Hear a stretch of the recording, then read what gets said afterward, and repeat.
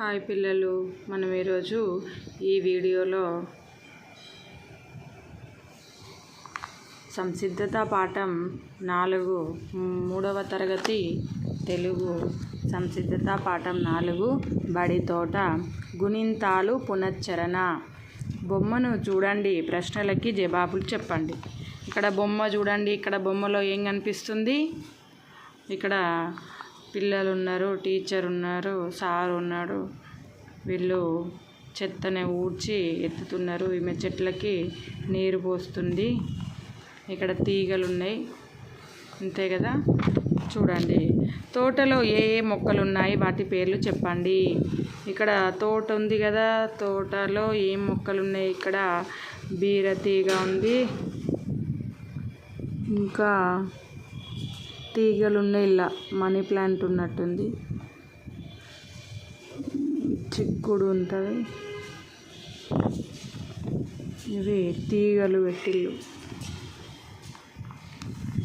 చెట్టు వద్ద కలుపు మొక్కలు చెత్త తీసివేయకపోతే ఏమవుతుంది? చెట్ల దగ్గర కలుపు మొక్కలను తీసేయకపోతే ఏమవుతుంది? అవి చెట్టు యొక్క సారాన్ని మొత్తం అవే తీసుకొని చెట్లను ఎదగనీయకుండా బలహీనంగా చేస్తాయి. కాబట్టి చెత్తను తీసేయాలి. మొక్కలకు ఎరువు ఎందుకు వేయాలి? ఎరువులతో జరిగే మేలేంటి? ఎరువు వేస్తే ఏం జరుగుతుంది? మొక్కలు అనేటివి మంచిగా బలంగా ఉంటాయి, ఏపుగా పెరుగుతాయి, మనకి ఎక్కువ దిగుబడిని ఇస్తాయి. అంటే ఎక్కువ పూలు కానీ, పండ్లు కానీ, కాయలు కానీ అట్లా ఇస్తాయి. పూలను ఏ ఏ సందర్భాల్లో వాడతారు? బడి తోటలోని పూలను ఏం చేస్తారు? పూలను ఏ సందర్భాల్లో వాడతారు? జడలో పెట్టుకోవడానికి వాడతారు, దేవుని పూజకు వాడతారు, ఇంకా ఫోటోలకి దండలు వేయడానికి వాడతారు, మళ్ళీ బతుకమ్మకు వాడతారు. బల్లో పువ్వులు ఏం చేస్తారు? బల్లో పూలను జెండా వందనం అప్పుడు ఫోటోలకి మాలలు కట్టి వేయడానికి, లేకపోతే పిల్లలను అప్రిషియేట్ చేయడానికి, ప్రత్యేక కార్యక్రమాలు ఉంటాయి కదా స్కూళ్ళలో జరిగేటి, అక్షరాభ్యాసానికి, ఇంకా పిల్లల దినోత్సవానికి నెహ్రూ ఫోటో దగ్గర వేయడానికి, అట్లా మళ్ళీ ఎవరి పుట్టినరోజు అయినా జయంతి అయినా కూడా వారి ఫోటో దగ్గర వేయడానికి వాడతాం. మీ బడిలో తోట ఉందా? ఏ ఏ మొక్కలు ఉన్నాయి? మీకు తెలిసిన మరికొన్ని పూలు, కూరగాయల మొక్కలు పేర్లు చెప్పండి. మా బడిలో కూడా తోట ఉంది కదా. ప్రతి బడిలో కూడా కిచెన్ గార్డెన్ అని ఉంటుంది. ఇంకా పూల చెట్లు, పండ్ల చెట్లు, అన్ని రకాల చెట్లు కూడా ఉంటాయి. కిచెన్ గార్డెన్లోనేమో వంటకి సంబంధించిన కూరగాయల మొక్కలు ఉంటాయి. అలాగే పూల మొక్కలు, పండ్ల మొక్కలు, పండ్లు మా బడిలో అయితే జామ చెట్లు ఉన్నాయి, నేరేడు చెట్లు ఉన్నాయి. ఇంకా పూల మొక్కలు మందార పూలు ఉన్నాయి. ఇంకా కూరగాయల మొక్కలు, ములక్కాయ మొక్కలు ఉన్నాయి. ఇంకా పెద్ద పెద్ద నీడనిచ్చే చెట్లు కూడా చాలా ఉన్నాయి. నెక్స్ట్, బొమ్మ ఆధారంగా పదాలు రాయండి. పదాలలోని తలకట్టు దీర్ఘం, గుడి దీర్ఘం ఉన్న అక్షరాలకి సున్నా చుట్టండి. సున్నా చుట్టిన గుణింతాక్షరాలను గుణింతాల చార్టులో గుర్తించండి. ఇక్కడ బొమ్మను చూస్తూ మనం పదాలు రాయాలి. మీరు చెప్పండి, ఇక్కడ బొమ్మలో ఏం పదాలు ఉన్నాయో ఒకసారి చెప్పండి.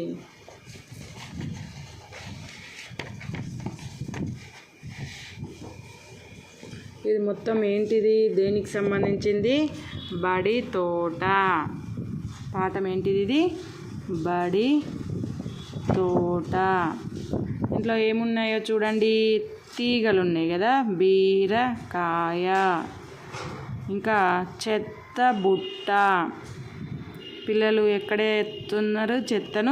చెత్త బుట్టలలో ఎత్తుతున్నారు. ఇంకా ఇక్కడ ఉంది ఎవరు? టీచరు. వీళ్ళు దేనితోనే ఊడుస్తున్నారు? చీపురు. ఇక్కడ చూడండి, కిటికీ. ఇదేంటిది? పాఠశాల. నెక్స్ట్, పాఠశాలలో ఎవరున్నారు? పిల్లలు. ఇక్కడ ఒక ఆమె బిందెతోనే ఏం పోస్తుంది? నీరు. దేనితో పోస్తుంది? బిందె. ఇక్కడ టీచర్ ఉంది కదా, ఆయన ఎవరు? సారు. నెక్స్ట్ ఇక్కడ బీరకాయలు కాకుండా ఇంకేమున్నాయి? తీగలు ఉన్నాయి, రకరకాల తీగలు ఉన్నాయి. ఇవి నేను చూసి కొన్ని పదాలు రాసిన, ఇంకా కూడా ఉన్నాయి ఈ పదాలు, మనం కొన్ని రాసుకున్నాం. ఇక్కడ చెట్టు చూడండి, గులాబీ ఉంది, గులాబీ రాద్దాం.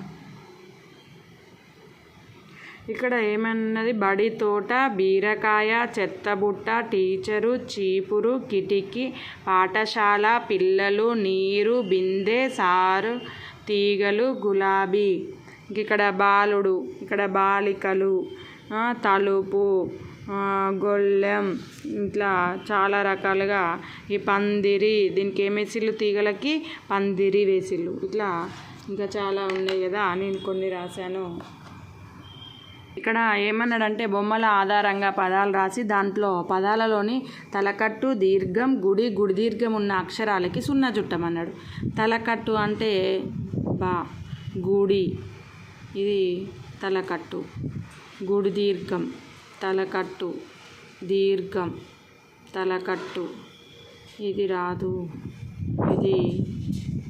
ఇది కూడా రాదు, టా వస్తుంది కదా, సారీ.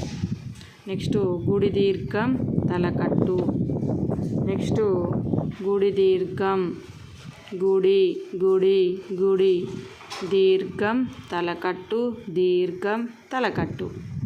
ఇక్కడ ఏది రాదు, గుడి. ఓకే, గుడి వస్తుంది. నెక్స్ట్ ఇది గుడి దీర్ఘం, గుడి దీర్ఘం, తలకట్టు. ఇక్కడ దీర్ఘం, గుడి.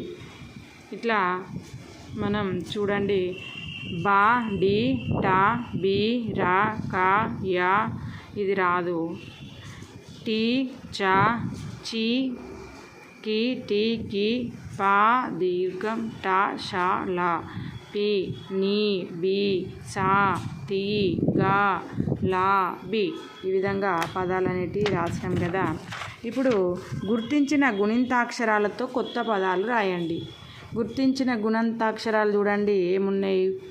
బా ఉంది, బాతో బాయాట. బీ ఉంది, బీరకాయ అని రాసినాం కదా, బీరువా. ఇంకా కాకు దీర్ఘం ఇస్తే కాడ. యా, యంత్రం. చీమా. కి, పా ఉంది, పాప. షా ఉంది,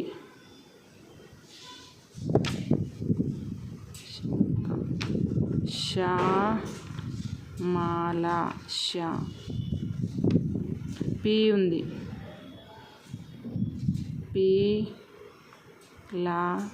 పిలక. నీ ఉంది, నీడ. సా ఉంది, సాగరం.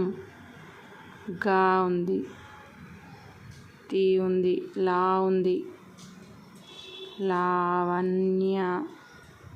బి ఉంది, ఇంకా తీ కానీ తిలకం.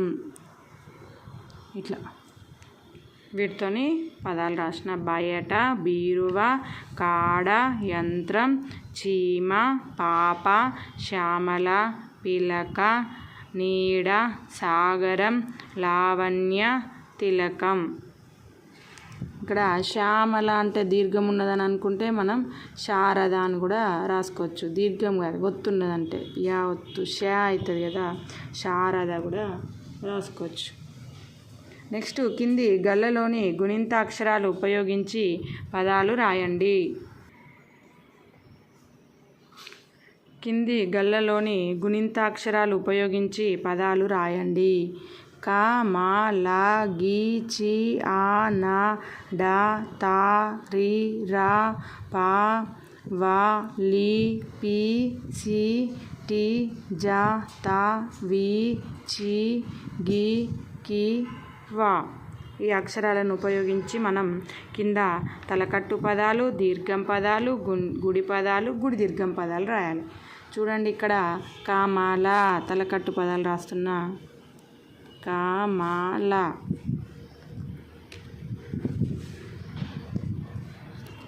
ఇంకా తాడక,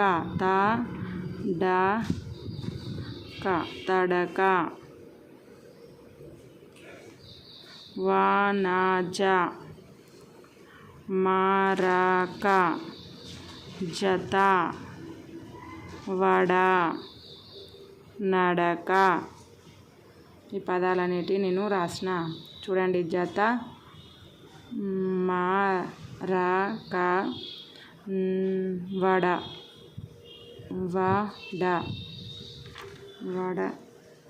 నడక, నడక.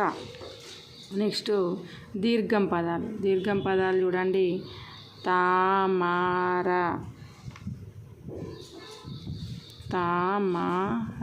తామర. ఇంకా పార, వాన, వాకిలి,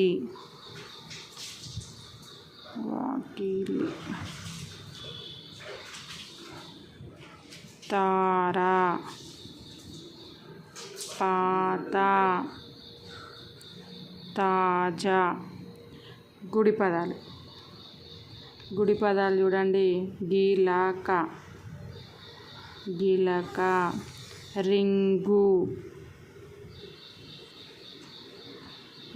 ఇంత అక్షరాలు గల్లలు.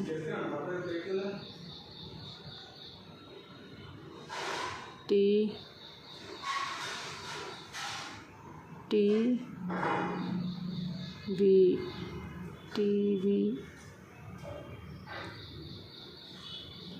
లిపి.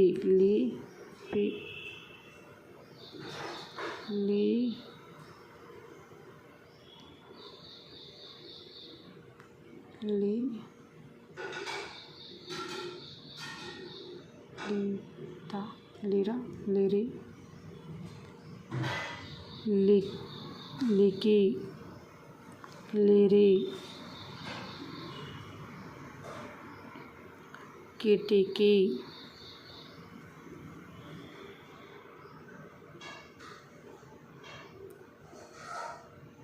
ఇంకా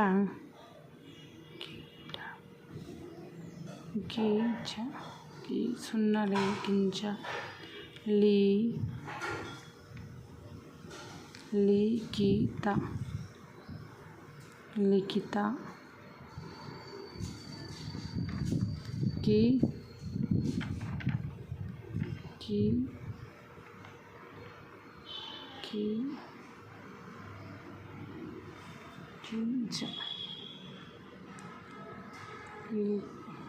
లిపి, ఇలక,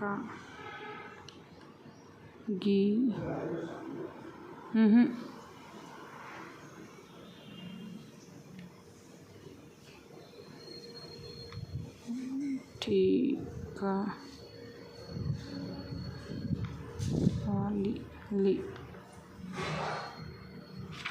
ఇక్కడ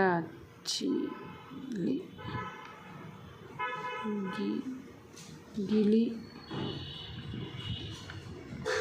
ఇల్లున్న అక్షరాలతోనే రాయాలి కాబట్టి మనకు దొరకవు సరిగా. అర్థవంతమైన పదాలు రావాలంటే రావు. గిరిజ. నెక్స్ట్ గుడి దీర్ఘం.